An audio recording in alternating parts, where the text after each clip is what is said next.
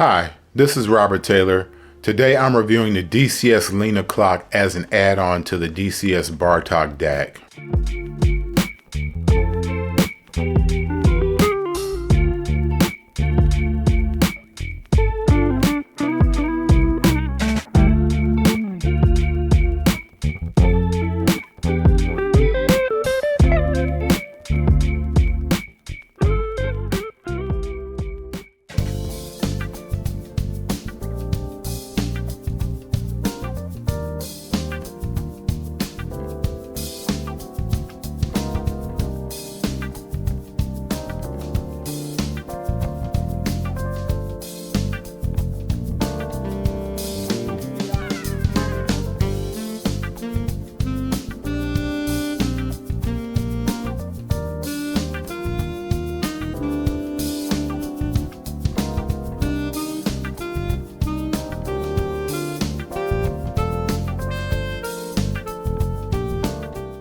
Here's a little story. I've always been intrigued with improving the digital sound of my system. The first external DAC I owned was the Arkham Black Box. I later got an Audio Alchemy digital decoding engine, and I also had their digital transmission interface box for jitter reduction. I think at one point I even tried two digital transmission interface boxes running in series between the CD transport and the DAC. A few years later, I got the Genesis digital times lens for better jitter reduction.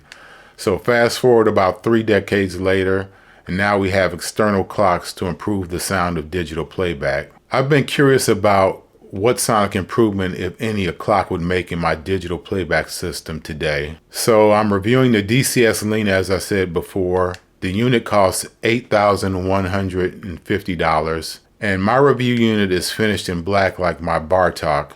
The unit is basically 4 3/4 inches high, a little more than 8.5 inches wide, and 13.3 inches deep. The Lina clock weighs just under 15.5 pounds. The unit is also available in silver. The front panel has a single LED on it. The LED shows the unit status. When it's bright, it means it's on. When it's dim white, it means it's in standby. The power button is right under the LED at the edge of the front panel. There's not a whole lot to look at on the front. The back of the unit has 2 RJ45 jacks for communication to other Lina products. There's also 2 75 ohm B and C jacks on the back of the unit for word clock. One output is for 44.1 kilohertz and multiples of that signal. The other output is for 48 kilohertz and multiples of that signal. Now the question is, why would you want to add an external clock?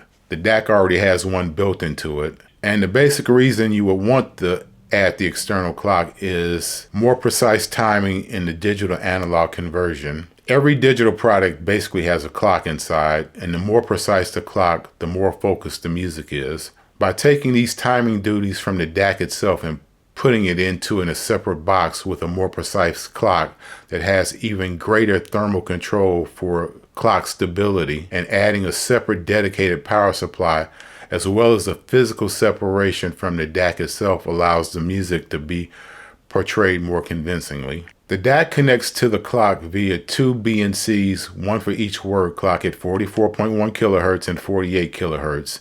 Now this requires 2 75 ohm BNC cables, and yes, these cables can make a sonic difference as well if you believe in that thing. Now, in order to test the clock, I did A/B comparisons between the internal clock of the Bartók DAC and the Lina clock. With the dCS Mosaic app, you can switch between the internal clock and the external clock with the touch of a button. And now for the sound. Now I'm going to say this up front. Adding the clock does not make a dramatic difference. The effect is subtle but noticeable, and you get used to it, and when you take the clock away, you notice something is missing. Now, if I had to give an analogy of this, it's like taking a picture of an object with one of those little throwaway point and shoot cameras and taking a picture of the same object with an expensive DSLR camera with a replaceable lens. You'll get the picture of the same object, but with the point and shoot camera The image might be a little grainy, less detailed, flatter colors. The better camera with the good lens will give you less grain, more detail, more vibrant colors, more image pop. Now, in sonic generalities, here's what I'm hearing from the clock. The clock expands the sound space and gives you specifically sharper outlines of performers within the sound stage. Also, front to back layering improves. The overall sound from the mid-range on up got smoother, and it takes the rough edges off of many recordings, while also giving you a bit more detail. I would say that the effects of the clock are more noticeable on well-recorded acoustic music like jazz, classical, folk rock, that kind of thing. Now, one of my specific examples I listened to in testing was from high definition tape transfers. The album is called Magic, and it features Jeremy Kahn on piano and D. Alexander on vocals. This is a TSD 256 download, and the first song on this album is called Nice Work If You Can Get It. With the clock in place, the piano sounds like it's more focused, and D. Alexander's vocals have less sibilance to them. You hear her throat, and you can hear the detail in her forming the phrases as she's singing.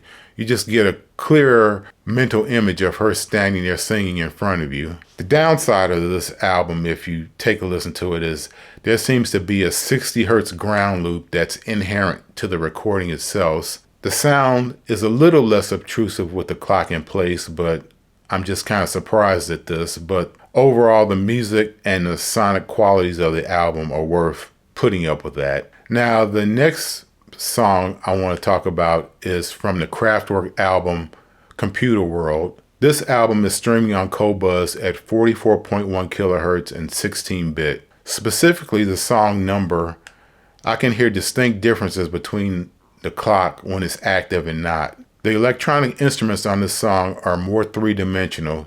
You can also visualize the electronic instruments better in the sound space. Also, the main vocals on the track has the singer sounding like he's coming from above my head. Without the clock in the system, he tends to move in front of me about 3 feet and about 6 feet off the floor. There are some hard pans coming from on the sound coming from this album from the back of the soundstage to the front of the soundstage toward the listening chair.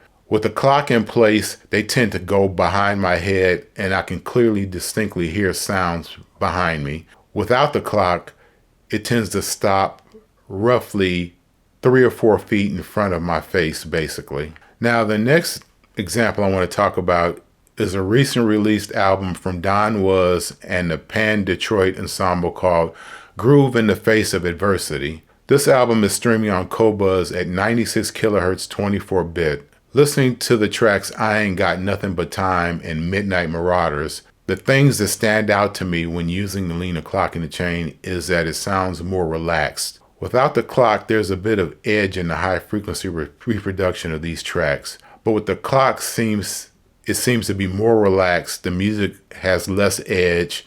It's just smoother, and it seems to be more detailed as well. Also, the soundstage, like with other music I've listened to with the clock, gets more three-dimensional and the imaging gets more focused. Now, as far as value for money, I have to say, this is a good add-on.